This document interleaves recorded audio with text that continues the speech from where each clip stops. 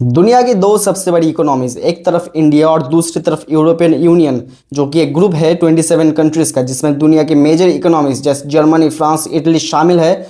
और ये दोनों मिलकर दुनिया की 25 इकोनॉमीज कंट्रोल करती है। और 2026 की इस फर्स्ट हाफ में 20 साल के इंतजार के बाद इंडिया और ईयू ने एफटीए यानी कि फ्री ट्रेड एग्रीमेंट साइन कर लिए हैं, और जिसे लोग कह रहे हैं mother of all trade deals. और ये डील है क्या? What is in the details? इस डील से ईयू को क्या मिल रहा है और इंडिया को क्या मिल रहा है? इतनी हिस्टोरी क्यों बताई जा रही है और अभी क्यों, जब पिछले 20 साल से बात चल रही थी? सब जानेंगे इस वीडियो में, तो एंड तक बने रहिए। कल ही भारत और यूरोपियन यूनियन के बीच एक बहुत बड़ा एग्रीमेंट हुआ है। दुनिया में लोग इसकी चर्चा मदर ऑफ ऑल डील्स के रूप में कर रहे हैं। यह समझौता भारत के 140 करोड़ लोगों और यूरोपीय देशों के करोड़ों लोगों के लिए बहुत बड़े अवसर लेकर आया है। अभी यहाँ पे मैटर ये है कि दुनिया का ट्रेड सिस्टम हिल चुका है। अमेरिका, जो कभी फ्री ट्रेड का चैंपियन हुआ करता था, वो आज टैरिफ थ्रेट्स दे रहा है। ट्रम्प का पॉलिटिकल मोटो अमेरिका फर्स्ट, मतलब पहले अमेरिका और बाकी सब भाड़ में। इससे दुनिया की बाकी तमाम देशों को फाइनली दिक्कत होने लगी है। डोनाल्ड ट्रम्प जैसे लीडर्स के अंडर यूएस ने अपनी असली चेहरा दिखा दिया। यूएस ने दिखा दिया कि वो रिलायबल पार्टनर नहीं है। वो फेमस कहावत तो आपने सुना ही होगा कि to be a enemy of US is dangerous but to be a friend of US is fatal. इसीलिए Europe, India, Asia, Middle East सब एक दूसरे के करीब आ रहे हैं। जब एक दोस्त भरोसा तोड़ता है तो बाकी दोस्त अपने हाथ मिला लेते हैं। खैर, अब आते हैं what is in the detail of this deal. क्या है इसमें? India EU free trade agreement, मतलब इंडिया और यूरोप डिसाइड कर रहे हैं कि वो एक दूसरे के प्रोडक्ट के ऊपर टैक्स कम या जीरो करेंगे, ताकि सामान सस्ता हो, बिजनेस बढ़े। और जब बिजनेस बढ़ेंगे तो फैक्ट्रीज बढ़ेंगे, और जब फैक्ट्रीज बढ़ेंगे तो लोगों को और नौकरियां मिलेगी। 2007 से बात चल रही थी इस फ्री ट्रेड एग्रीमेंट पर, लेकिन प्रॉब्लम थी फार्मिंग, कार्स, सर्विस, एनवायरमेंट, हर चीज पर लड़ाई। इंडिया राजी नहीं था अपना मार्केट का एक्सेस यूरोप को देने में। अब 2026 में जब दुनिया फ्रैगमेंटेड हो चुकी है, तब हालात ने मजबूर किया इस ट्रेड एग्रीमेंट को फाइनलाइज करने को। और ये डील सिर्फ एक ट्रेड डील नहीं है, ये एक स्ट्रैटेजिक अलायंस है। सब चीज पर आज के वीडियो में डिटेल में बात करेंगे, क्योंकि devil is in the detail. और ऊपर से देखने में ये डील जितना चमकीला लग रहा है, क्या उतना ही असल में फायदेमंद है ये डील, या फिर यहाँ पे कुछ घपला हो सकता है? पहले यहाँ पे डिटेल में जानते हैं कि इस डील से इंडिया को क्या मिल रहा है और ईयू को क्या मिल रहा है। पहला और सबसे बड़ा फायदा, मार्केट का एक्सेस। दोस्तों, इंडिया की 99% एक्सपोर्ट्स को यूरोप में प्रेफरेंशियल एंट्री मिलेंगी, मतलब बहुत ही कम टैक्स या फिर जीरो टैक्स। गवर्नमेंट के एस्टिमेट है कि 6.41 लाख करोड़ रुपीस, मतलब कि 75 बिलियन डॉलर्स के एक्सपोर्ट हो सकता है। ये एक मैसिव नंबर है दोस्तों। जिन सेक्टर्स को सबसे ज्यादा फायदा मिलेगा वो है नंबर 1, टेक्सटाइल्स और गारमेंट्स। इंडिया दुनिया में टेक्सटाइल का पावर हाउस है। सूरत, तिरुपुर, लुधियाना, ये शहर यूरोप को कपड़े एक्सपोर्ट करते हैं। अभी तक 10% टैक्स लगता था, अब जीरो होगा। इससे लैक्स ऑफ जॉब्स क्रिएट होंगे, स्पेशली वुमेन वर्कर्स के लिए। नंबर 2, लेदर और फुटवेयर। आगरा, कानपुर फेमस है लेदर के लिए। इटालियन शूज कंपटीशन देते हैं, अब इंडियन लेदर प्रोडक्ट्स कॉम्पीट कर पाएंगे। नंबर 3, जेम्स और ज्वेलरी। सूरत डायमंड कटिंग का हब है। मुंबई ज्वेलरी मैन्युफैक्चरिंग का यह सेक्टर 33 बिलियन डॉलर्स का है, जो कि डायरेक्टली बेनिफिट होगा। Number 4, marine products. Kerala, Andhra Pradesh का सी फूड एक्सपोर्ट होते हैं यूरोपियन कंट्रीज में, और यूरोपियन लोग बहुत सी फूड खाते हैं, तो ये सेक्टर भी बूम होगा। Number 5, automobiles. ये इंटरेस्टिंग है। यहाँ पे इंडिया ने केयरफुल स्ट्रैटेजी बनाई। ईयू को कोटा बेस्ड एक्सेस दिया, मतलब limited numbers of high and premium cars जैसे BMW, मर्सिडीज इंडिया में सस्ते होने वाली है, और इसके बदले इंडिया को ईयू मार्केट का एक्सेस मिलेगा। और यहाँ पे बताई जा रही है ईयू कंपनीज इंडिया में फैक्ट्री लगाएंगे और यहाँ से एक्सपोर्ट करेंगे। इससे मेक इन इंडिया को भी बूस्ट मिलेगा। Number 6, service sector. यह है इंडिया की असली स्ट्रेंथ। दोस्तों, गुड्स से भी ज्यादा इंपॉर्टेंट है सर्विसेज, आईटी और IT enable services. TCS, Infosys, Wipro जैसे कंपनीज बेनिफिट होंगे। ईयू ने इंडिया को 144 सेक्टर्स में एक्सेस दिया, मतलब इंडियन आईटी कंपनीज अब आसानी से यूरोप में सर्विस प्रोवाइड कर पाएंगे। और नंबर 7, प्रोफेशनल सर्विसेज।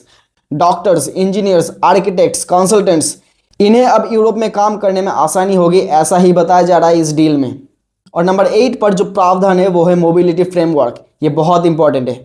पहले अगर एक इंडियन आईटी प्रोफेशनल यूरोप जाना चाहता था काम के लिए तो बहुत मुश्किल होती थी, visa issues, work permit issues. अब क्या होगा, इंट्रा कॉर्पोरेट ट्रांसफर इजी होंगे, मतलब टीसीएस का एक एम्प्लॉय जर्मनी के एक ऑफिस में इजीली जा पाएंगे। और भी कुछ चीजें हैं यहाँ पे, जैसे कि कॉन्ट्रैक्चुअल सर्विस सप्लायर 37 सेक्टर्स में, इंडिपेंडेंट प्रोफेशनल 17 सेक्टर्स में, और यहाँ पे वर्किंग प्रोफेशनल के फैमिली मेंबर्स को भी वर्क राइट्स मिलेगा यूरोपियन कंट्री में। और लास्ट बट नॉट लीस्ट दोस्तों, यहाँ पे सबसे ज्यादा चर्चा में जो सेक्टर रही है वो है एग्रीकल्चर। चाय, कॉफी, स्पाइसेस, फ्रेश फ्रूट्स और वेजिटेबल्स, ये सब अभी यूरोप में और ज्यादा बिकेगी। इंडियन चाय यूरोप में बिकेगी, केरला की मिर्ची, दार्जिलिंग की चाय, सबको बूस्ट मिलेगा। लेकिन इंडिया ने अपने सेंसिटिव सेक्टर को प्रोटेक्टेड भी रखा है, जैसे डेयरी प्रोडक्ट्स, दूध और पनीर, नो एक्सेस टू ईयू। कुछ सीरियल्स और पोल्ट्री पूरा प्रोटेक्टेड, कुछ फ्रूट्स और वेजिटेबल्स प्रोटेक्टेड। ये इसलिए क्योंकि इंडियन फार्मर्स को प्रोटेक्ट करना जरूरी है। अगर सडनली यूरोपियन डेयरी प्रोडक्ट्स आने लगे सस्ते में तो हमारी लोकल डेयरी इंडस्ट्री सफर करेंगी।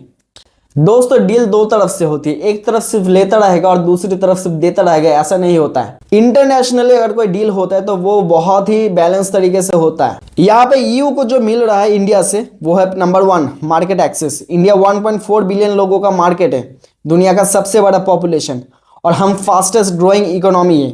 ईयू कंपनीज के लिए ये एक गोल्डन अपॉर्चुनिटी है। ईयू ने इंडिया को 102 सब सेक्टर में एक्सेस दिया है और इंडिया ने भी 102 सब सेक्टर में ईयू को एक्सेस दिया है। यहाँ पे नंबर 2 पर जो सेक्टर है वो है automobiles. Mercedes, BMW, Audi, Volkswagen, ये सब ईयू की कंपनीज हैं। अभी इन पे इंडिया 100 या उससे भी ज्यादा टैक्स लगाता है प्रीमियम कार्स पर। अब कोटा बेस्ड सिस्टम से हाई एंड कार्स इंडिया में आसानी से आ सकेंगे।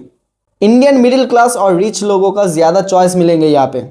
Number 3 high tech products, machinery, pharmaceuticals, chemicals, medical equipments, ये सब इंडिया में कम टैक्स पे आएंगे अभी से। नंबर 4 वाइन और चीज। यूरोपियन वाइन फेमस है, फ्रेंच चीज, इटालियन वाइन, ये सब अब इंडिया में अफोर्डेबल हो सकते हैं। लेकिन याद रखो हमारा डेयरी सेक्टर प्रोटेक्टेड है तो ये लिमिटेड होगा। Number 5 services. European banks, insurance companies, educational services, European universities India में कोलैबोरेट कर सकती है। यूरोपियन फाइनेंशियल सर्विसेज, वो आने से इंडिया में इनोवेशन और क्रॉस बॉर्डर पेमेंट्स ये सब आसान होगा। और number 6 intellectual property protection. EU को इंडिया ने यह वादा किया है कि उनका इंटेलेक्चुअल प्रॉपर्टी यानी कि पेटेंट्स, ट्रेडमार्क्स, कॉपीराइट्स, ये सब प्रोटेक्टेड रहेंगे इंडिया में। इंडिया ने यहाँ पे स्ट्रॉन्ग कमिटमेंट्स दिए हैं। नंबर 7 यूरोप को यहाँ पे मिलेगा इंडिया का ट्रेडिशनल नॉलेज का एक्सेस। इंटरेस्टिंग बात है, इंडिया ने ट्रेडिशनल नॉलेज डिजिटल लाइब्रेरी यानी कि TKDL का रिकॉग्निशन करवाया है ग्लोबली। मतलब आयुर्वेदा योगा प्रैक्टिशनर्स अभी ईयू में काम कर सकते हैं, जहां हमारी ट्रेडिशनल मेडिसिन लीगल होगी, और यहाँ पे दोनों तरफ से ही सम्मति हुई है। और भी कुछ चीज़ों पर यहाँ पे इस ट्रेड डील पे बात हुई है, जैसे future cooperation, artificial intelligence, clean technology, semiconductors, ये एरियाज में दोनों कोलैबोरेट करेंगे। और last but not list CBAM यानी कार्बन बॉर्डर एडजस्टमेंट मैकेनिज्म। दोस्तों ये थोड़ा कॉम्प्लेक्स है लेकिन इंपॉर्टेंट है। EU एनवायरनमेंट के बारे में बहुत सीरियस है। उन्होंने एक रूल बनाया, जिस प्रोडक्ट को बनाने में ज़्यादा कार्बन एमिशन होगा उसे टैक्स लगेगा।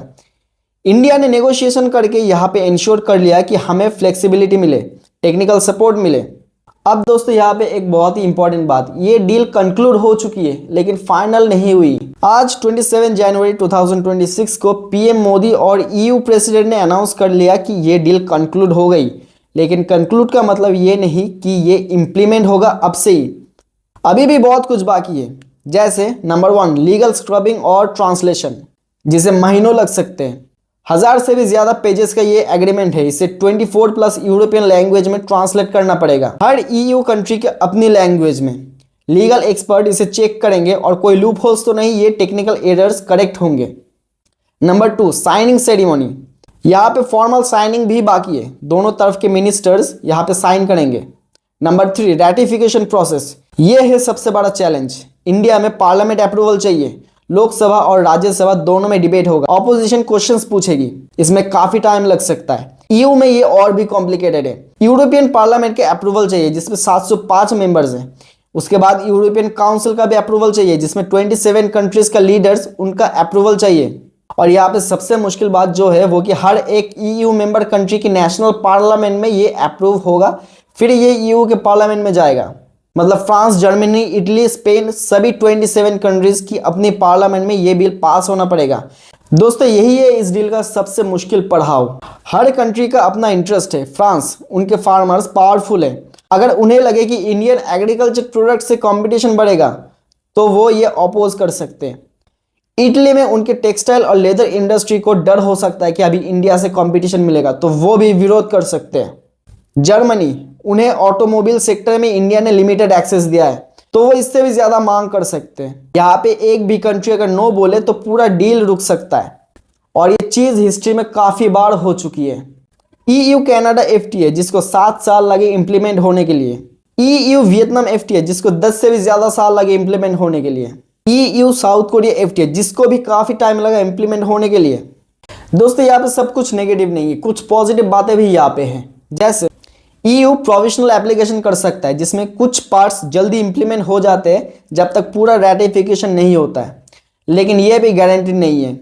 अभी इंडिया में भी यहाँ पे चैलेंजेस है। ऑपोजिशन पार्टी सवाल उठाएंगी, क्या इंडियन फार्मर्स को नुकसान होगा? स्मॉल इंडस्ट्रीज कॉम्पीट कर पाएंगी? जॉब लॉसेस तो नहीं होंगे? डिफरेंट सेक्टर्स के लॉबी ग्रुप्स यहाँ पे प्रेशर डालेंगे इंडियन गवर्नमेंट पे। पार्लियामेंट में डिटेल्ड स्क्रूटनी होगी। दोस्तों सिर्फ यही नहीं, अगर बीच में EU में गवर्नमेंट चेंज हो गई किसी बड़े कंट्री में जैसे फ्रांस या जर्मनी, तो नए लीडर्स के अप्रोच अलग हो सकता है। US भी यहाँ पे प्रेशर डाल सकता है EU पे कि इंडिया के साथ डील मत करो। यहाँ पे कोई भी अनएक्सपेक्टेड ग्लोबल इवेंट हो सकता है जैसे वॉर या फिर पैंडेमिक। यहाँ पे इंडियन गवर्नमेंट की तरह बताई जा रही है कि लेट 26 या फिर अर्ली 27 तक ये इम्प्लीमेंटेशन पूरा हो जाएगा, लेकिन असल में ये कब तक इंप्लीमेंट होगा वो तय करना बहुत मुश्किल है। दोस्तों ये अनाउंसमेंट डेफिनेटली एक मेजर अचीवमेंट है। नेगोशिएशंस कंक्लूड होना भी एक बहुत बड़ी बात है, लेकिन असली बेनिफिट मिलने में 1 से 2 साल मिनिमम लगेंगे और पूरा इंप्लीमेंटेशन शायद 5 या 10 साल का भी प्रोसेस हो सकता है। दोस्तों इस डील के सबसे जो पॉजिटिव बात है वो है कि इससे इंडिया की ग्लोबल इमेज में बहुत ज्यादा बूस्ट मिली है। दुनिया अभी कंसिडर करने लगी इंडिया को as a trusted reliable partner, और अगर हम यही मोमेंटम को लेकर चले तो मेक इन इंडिया को भी बूस्ट मिलेगा। लैक्स ऑफ जॉब्स फ्यूचर में क्रिएट होंगे और इंडिया की तरक्की फ्यूचर में इससे तय है। दोस्तों यहाँ पे कमेंट में जरूर बताइएगा कि आपको क्या लगता है कि ये डील इंडिया के लिए फायदेमंद है या नहीं। इस वीडियो के लिए इतना ही, अगले वीडियो में मिलते हैं। धन्यवाद, जय हिंद।